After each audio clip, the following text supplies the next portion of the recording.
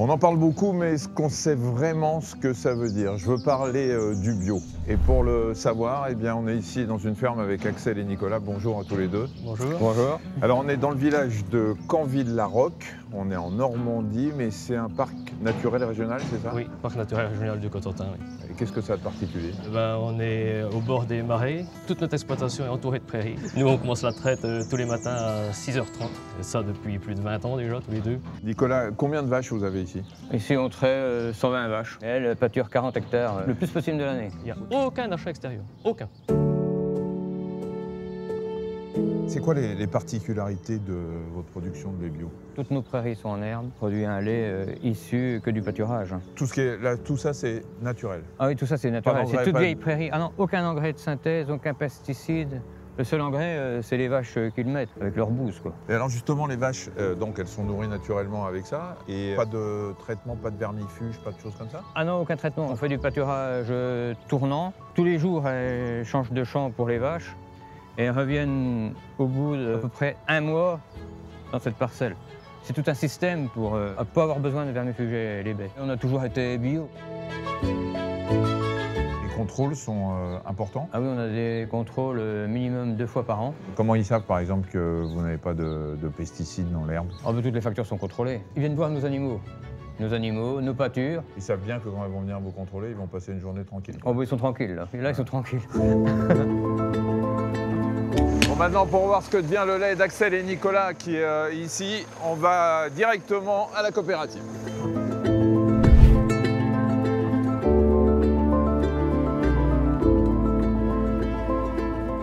Voilà, je suis arrivé à la coopérative et je vais rencontrer Sophie. C'est l'usine principale où le lait de nos fermes va être traité. Il y a des contrôles de qualité, la traçabilité, enfin tout pour que les produits à la fin soient complètement sécures. Comment vous faites? Alors depuis le début de la réception du lait jusqu'à la fin, la fabrication du produit fini, on va venir contrôler toutes les différentes étapes. Et à la fin, une fois que les produits sont terminés, fromage, la crème, le beurre, comment vous vérifiez tout ça? Donc on fait un dossier de lot sur chaque lot qui va être fabriqué où on enregistre les différents ingrédients, les différents numéros de lot. Et vous goûtez tout?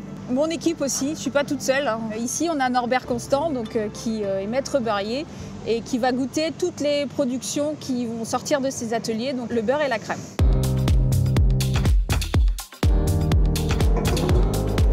Maître beurrier, mes respects. Bonjour Michel. Il paraît que c'est un magnifique métier, que vous goûtez tout. On goûte tout en effet. Mon métier est de transformer le lait en beurre. Donc Michel, on va voir la crème qui est en cours de maturation depuis ce matin. Donc cette crème, on va la barater demain. Donc pendant 18 heures, cette crème va s'acidifier tout doucement. On va maîtriser cette température et on va développer un goût, une texture bien précise pour avoir notre beurre demain matin. Et le beurre? Le beurre, donc on va utiliser une baratte. C'est un tonneau dans lequel on a mis 2000 litres de crème et en effet, ici, on a 1 tonne, 1000 kilos de beurre. Donc c'est le fait de tourner qui fait que ça se transforme en beurre. Ce tonneau, on l'a fait tourner à 24 tours minute et progressivement, la crème va se transformer en chantilly et ensuite, on va voir apparaître les grains de beurre et le bas beurre. On va séparer le bas beurre, garder le grain de beurre, malaxer le grain de beurre pour obtenir ce beurre. Et Norbert, vous goûtez ça tous les jours? Je goûte ça tous les jours, en effet. Et il y a un médecin du travail qui vous suit? Et surtout aussi un médecin de famille qui me suit. Il doit être content. On va pouvoir goûter. Et moi, je suis un fou de beurre. Au doigt, c'est doigt. plus simple. Alors, C'est incroyable, ce goût de crème, de vrais produits laitiers. c'est une crème qui a été maturée doucement avec des ferments lactés que nous avons sélectionnés.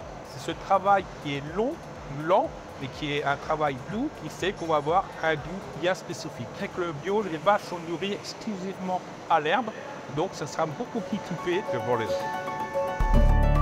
Sophie, ce que j'ai remarqué depuis que je suis ici, c'est la fierté de toute la filière. Alors c'est une fierté qui est quasiment historique parce que vous exportiez dans le monde entier et encore aujourd'hui? Oui, c'est vrai qu'ici on est dans le port d'Isigny-sur-Mer. Donc à partir de 1782, les premiers kilos de beurre sont partis à l'exportation. Ici on a la rue du Brésil parce que donc le beurre était exporté jusqu'au Brésil. Alors pourquoi on vient spécifiquement ici? Pourquoi ça a une telle réputation finalement dans le monde entier? On a la chance d'avoir un climat qui est pluvieux, qui est assez doux et donc l'herbe pousse quasiment toute l'année.